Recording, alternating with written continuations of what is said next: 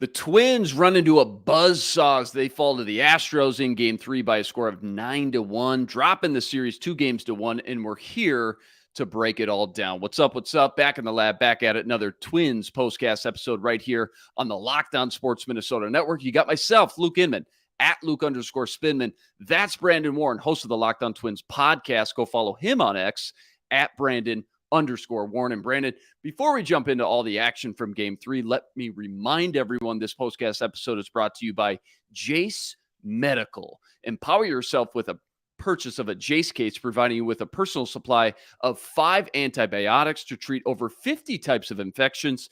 Get yours today at jacemedical.com. That's JASE medical.com. All right, brother, let's jump right into it. Twins kick off Game 3 at Target Field versus the Astros. And, I mean, feeling about as good as you can, leaving Houston with the split, series tied, 1 game apiece, knowing full well, all right, now you got Sonny Gray in the mound in Game 3, a guy who, hey, been about rock solid and as consistent as they come all season long. Top 3 ERA pitcher in the league for that matter. So let's just start with your initial reaction and how everything kind of went down from your perspective. Just give us your overview of how things played out today and maybe the 2 or 3 biggest things that hurt the Twins today in that 9-1 thumping. The Astros very clearly came out ready to hit the sweeper, and, they focused on that with the broadcast. But ultimately, the Twins were sunk in that first inning. You can call it an error. You can call it a double. If you call it a double, Yordan Alvarez has 4 extra base hits. So it was that kind of day at the office for the Twins. Sonny was not at his best, and it wasn't entirely his fault. Again, the first inning kind of unraveled on him. But he had a lot of starts like this year. I shouldn't say a lot. He had a few, though, where it was like he just kind of had to really grit and gut through 5. In this case, it was 4, and just didn't have his best stuff today. And it certainly didn't help that Christian Javier comes in and is absolutely dicing. That slider was impossible to read in the sun. And sunshade, depending on the inning, I guess. And the Twins just didn't do enough with the situations they had opportunities to break through in the game. 9-1 is obviously it's going to look like a blowout, and in a lot of ways it was. But the Twins had opportunities to get back into it and just couldn't cash them in. They looked overeager at times in those spots, and I'll be curious to see if there's any changes to the lineup, because we've seen absolutely nothing out of Alex Kirilloff. We've seen absolutely nothing out of Matt Wallner. And, so there may be some changes here in Game 4. It'll be interesting to see how they square off against Joe Ryan, and we'll get to that in a little bit, though, I suppose. Yeah, well said. First of all, I do want to go through each of those topics, piece by piece, a little bit more in depth, because, again, bigger picture heading in, the stage was kind of set. If you're a Twins fan and you could win this game, Game 3, all the talk was around then, all right, is Houston going to pivot or not? Are they going to throw out Verlander in a do or die Game 4? And if so, hey, I think we're cool with that, right? Because that just means, all right, even if you win that, we got Pablo coming back in Game 5, and you just used your best asset out, at least on the mound anyways. All that obviously changes, though, now. Twins fall short today in Game 3, and now it's do or die for them tomorrow. But let's rewind to Sonny Gray today, spend a few minutes there. You kind of touched on it because, I don't know, so much was made about the consistency and specifically how great that sweeper pitch has been for him all year. Batters hitting under 100 average on that pitch all season long. So I guess what happened today, in your opinion? Was it playoff nerves? Was it the adrenaline? Was it cold weather, too chilly? Or, I mean, hey, was it that Astros lineup just was the better of the two today and they won the battle in Game 3? And that's what the Astros do. They score runs with that gauntlet of a lineup. Yeah, that's exactly what I was going to use. Gauntlet 1 through 5 is nasty. And then number 6 is Yanier Diaz, who has been an incredible rookie on offense this year as a catcher, DHing today, of course. But you get into that bottom of that order, that Jeremy Pena, where he's like a junior Carlos Correa. You can see he's got that big game gene to him where he performs. And so it was top to bottom a complete offensive performance. 14 hits for the Astros, and they just were unrelenting. Leadoff batter gets on each of the first, I think it was 6 innings. And that is just, it's not a recipe for success. And they also mentioned too, like the 3 jams for Javier. He worked out of all three of them, but the third one is usually the one where you really have to tightrope, and sometimes it goes sideways on you. You got to take your hat off to him. He was great, but Twins immediately digging that hole big early allows a guy who walked 5 batters. I mean, let's be honest. He struck out a bunch of guys, but his command was at times spotty. Hats off to him for executing when he needed to get out of a couple of big jams, 3 jams, I guess, in all. I was kind of sitting back going, man, at this point, we're swinging at some pitches out of the zone, which we'll get into here in a second, but kind of just sitting back going, just sit back and see if he can actually just start throwing some strikes over and over and over again. And they never really got to that point. But again, like you called out, 5 walks, 9 strikeouts, but the 5 walks again got him into some trouble. He eventually just kind of flipped on a switch and got out of that trouble, though, early on. A couple quick stats from today, from Sonny anyways. He gets in some early trouble thanks to that Kirilloff error at first base in the first inning. Moments later, gives up the moon shot to Abreu. Apparently, they said it on the broadcast. I'm sure you heard it. That was the first home run on a sweeper pitch from Sonny Gray since July 2022. Like, what? Twins fans are just sitting there thinking to themselves, why us? Like, what's the deal, man? What's the deal? And then if that wasn't enough, gives up another home run to Bregman in the 5th on a sweeper as well. So on the day, in total, on 17 swings versus the sweeper pitch, I'm just talking, Astros batters only swung and missed 3 total times all day.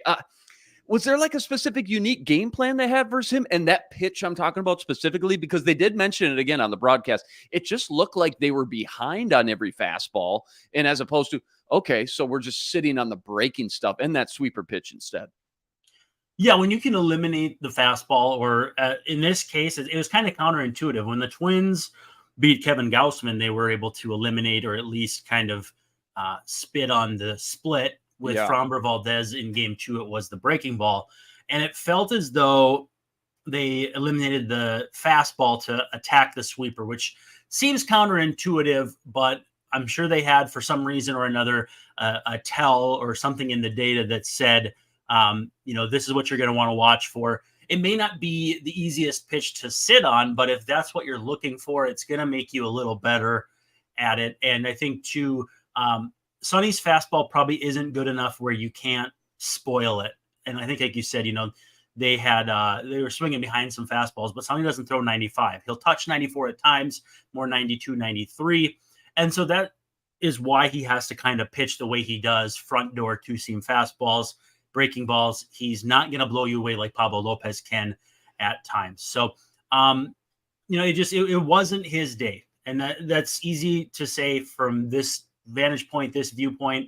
But again, that Houston offense is so nasty. And they were 21 games above 500 on the road this year. So, like, we talked about how... Wait a minute. Say that again. Wait a minute. 21 games above 500 on the road. So that had to be top 3 in the league, if not number 1. That's I'm sure.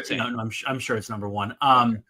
And it's guys who've been there before. And that's the thing about playoff experience. It's so fleeting. And you think all you want to do is get back there. And there's no guarantee of it. So you have guys like, Willie Castro getting his first start in the playoffs this year and all that. You get there and you get that valuable experience, but there's never a guarantee you get back, which is why the Astros getting back as often as they have not only is remarkable, but it has given guys valuable experience. That's why guys like Carlos Correa have 60-something RBIs in the playoffs, which is like a half a really good season, is opportunities. So hopefully the Twins show up for Game 4 with Joe Ryan, rip roaring, and ready to go. Astros going to change it up a little bit. But the Twins came into this game with about as good mojo as you can have to face the Astros, and the game went about as poorly as you could imagine. We talked about a pressure-free, more or less, win in Game 2, and this was the antithesis of that. No, well said there as well. Just real quick, the cat and mouse game between baseball pitchers and baseball hitters. If you're Sonny and you notice that, right, that they've made the adjustment now, At what point is it your job to make the adjustment back then? Because, before you know it, against a lineup like this, it's 4-0 and eventually 5-0. Would you say at any point the Astros won the day when it came to making the better adjustments faster than the Twins? Like, was that a Rocco versus Dusty kind of thing? Or how would you view and assess that part of it? Well, they focused on Alex Sintra on helping his hitters get prepared. And so I think it may have been something with the coaching staff on Houston's side, just having these hitters prepared. I mean, it's no secret guys like you or me can figure out what Sonny Gray wants to do, but you have to be kind of measured on how you jump at it and how you attack it, because sometimes you end up chasing your own tail against a really good pitcher. You got a guy coming in who doesn't throw that hard, and you convince yourself, oh, he's going to be easy to hit. And then he picks at the corners and gets you to chase out of the zone and that sort of thing. I think it was just a veteran laden lineup, just doing what they do. And the onus is on you. Is, you asked how fast should you make those adjustments. In the postseason, it's like lightning quick. In the regular season, it's fast, but in the postseason, it's just a couple pitches. You have to be doing that on the fly. I don't necessarily want to say he didn't do that very well. It's just that, he was in hot water immediately. And once the day went sideways, it just never felt like it was fully on track. Yeah, no, not the outing we all hope for, obviously. Sonny Gray goes just 4 innings, tying the shortest outing of his entire season, by the way. Normally, he's rock solid, Mr. Consistent. You can always count on at least 5 or more innings from him. So just an unfortunate series of events from him today. In fact, I think you mentioned it, at least Sonny, every single leadoff hitter got on base today in all 5 innings, kind of just setting him up for a long day, especially versus, again, just this relentless gauntlet of a lineup with virtually no give top to bottom.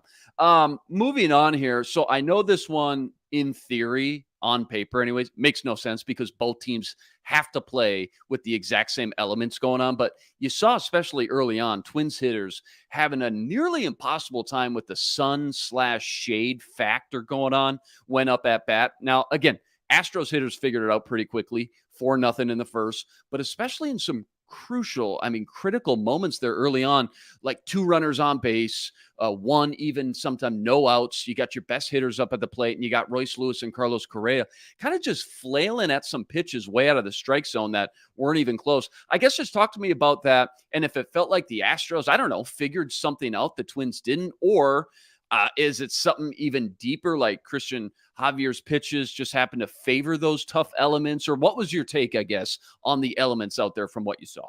Well, Javier has the longest active scoreless inning streak in postseason baseball. True. So, I mean, he's built for this.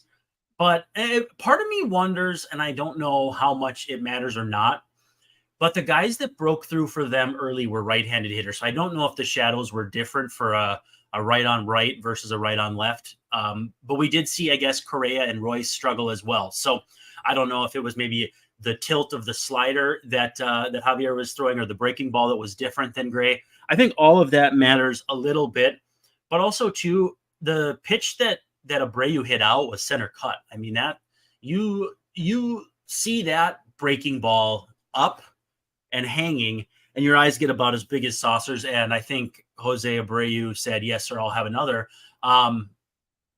That's what Alvarez has been doing all series long. Mm-hmm.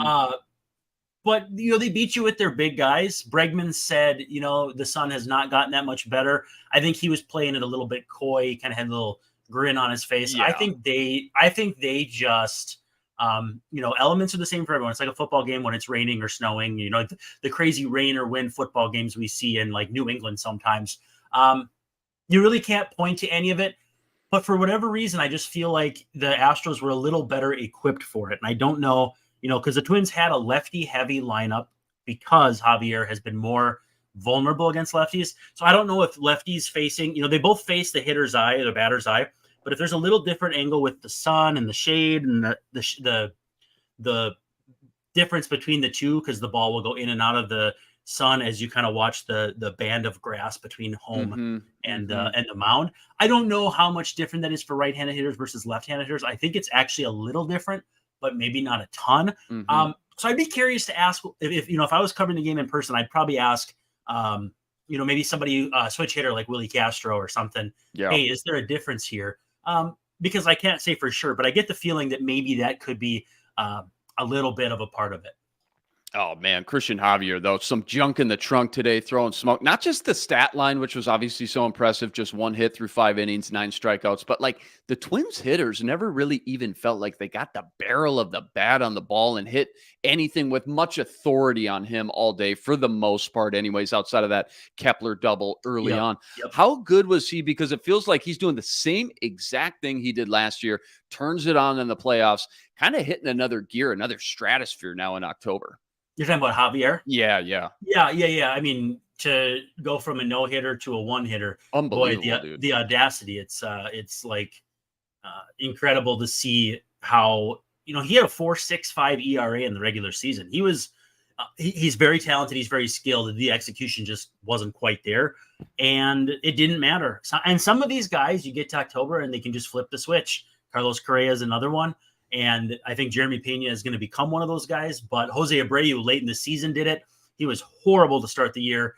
Javier, you're starting to get to a point where, like, I don't want to see that guy again in this series. Well, you could also say that about Verlander. You could also say that about any of their late inning relievers. Just like the Astros, I'm sure, are saying we don't want to see Pablo again. Well, if it goes to Game 5, who knows? But right now, Javier just is on an October roll. And ordinarily I'd be like, I'd be skeptical of it just because, it's October. It's a month out of every year. And so much can happen between Octobers that changes your perception and that sort of thing. But at the end of the day, I mean, tip your cap. He executed. Even in struggles, he executed.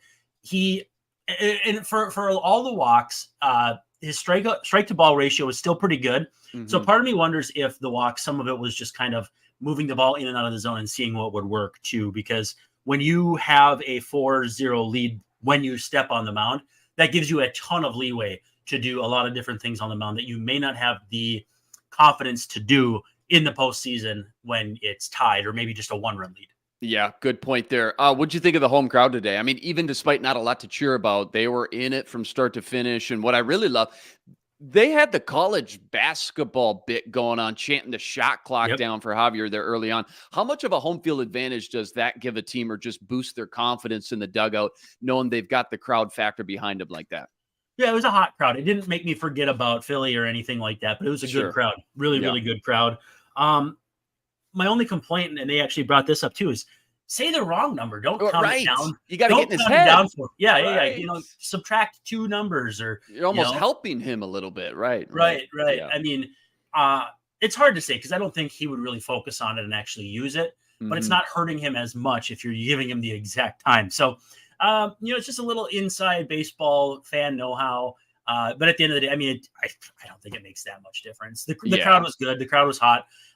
It stinks that they had to play an afternoon weekday game. It's like the weekday midweek bowl on December 27th, brought to you by Insight.com. Like you're watching 2 MAC teams playing on a field that's purple, and you're like, what am I doing here?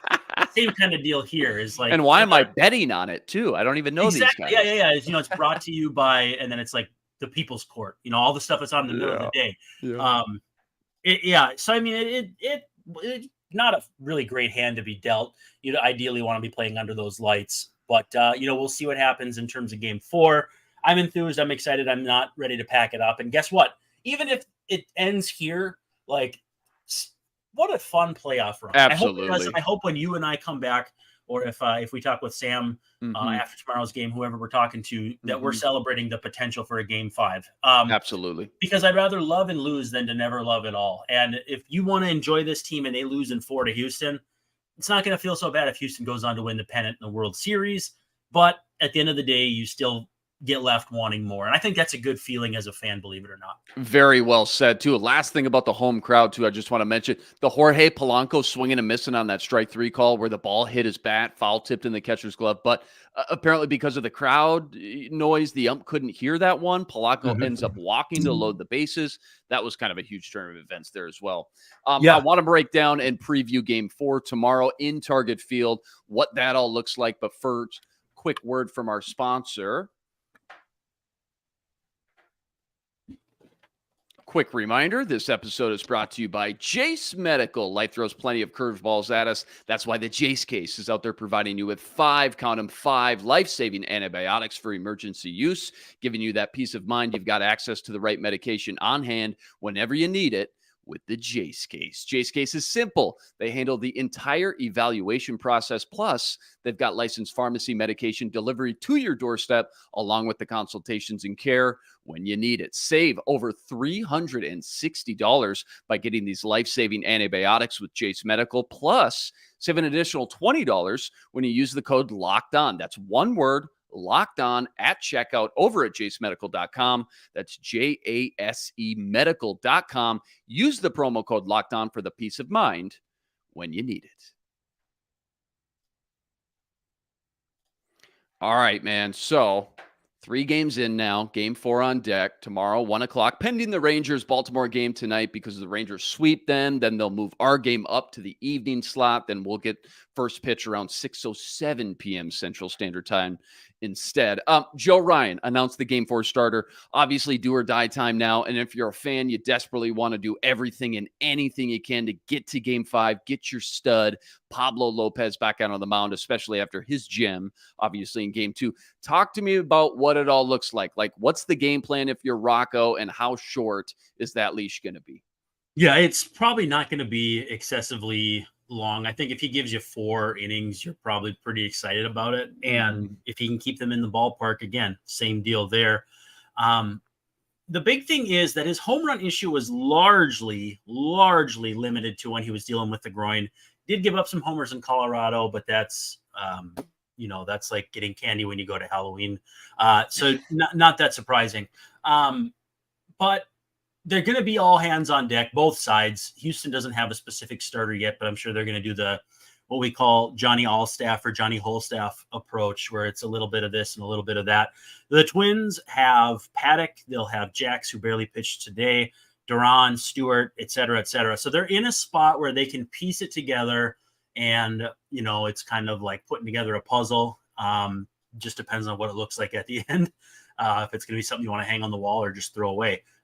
So we'll see, but it's, you think about Game 5 and wanting to get there, but, you have to do that first. The whole staff approach for both sides is going to be curious, because it means your lineup decisions change a little bit. You're not sitting on a righty all day or a lefty, although with the Astros, you're not going to face a lefty at all because of Fromber. But for the Twins, they can mix and match a little bit more with Thielbar, especially against Alvarez and Tucker. I want to talk about that too. We keep seeing people say don't throw to Alvarez, and it's like, I get that. But when behind him you have Kyle Tucker, who led the AL in RBIs, it's not as easy as just saying, what are you going to do?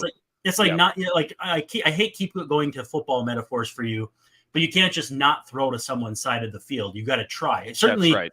A shutdown guy like Deion Sanders or Nnamdi Asomugha for sure years ago, you're going to look away from him, but you have to pitch to the guy. I mean, you can't just walk. You have to keep him honest at least once in a while, for sure. By the way, did he hit 3 straight balls in the exact same spot today? Every time they ended up in the same spot.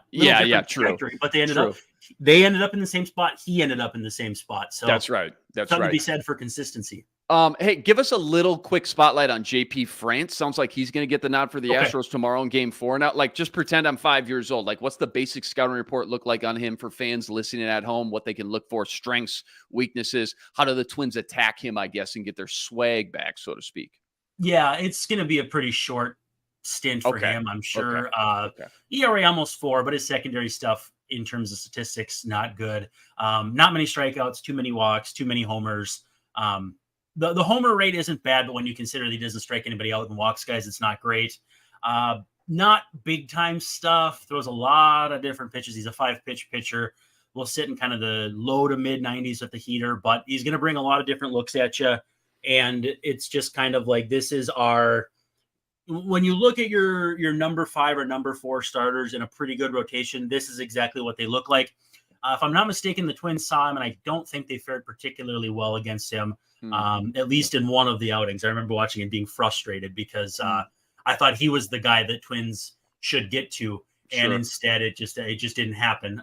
But with that said, it's going to be, I think he's probably even going to be on a shorter timetable than Joe Ryan. And if Ryan keeps the Astros in the ballpark, the sky is the limit, literally, because the Twins are not, if the Twins are up 4-0 after one inning and Joe Ryan goes out there and pitches well, they'll ride him as long as they need to. But I'm expecting a minimum of 5 pitchers for the Twins tomorrow and a minimum of probably 5. I'm setting the over under at 9.5 for total pitchers tomorrow. I like I'm that. taking the over, I think. I like that. We'll see how that line moves as we get closer to the first pitch tomorrow. There you go. Anything else you're looking for tomorrow from a managerial standpoint, so to speak, like that we might see Rocco tweak or think about doing from your perspective? Like today, you mentioned it. They put Castro in center for Taylor, for example, because they wanted as many lefties in the lineup as possible versus Javier. What type of moves like that, if any, could you see taking place?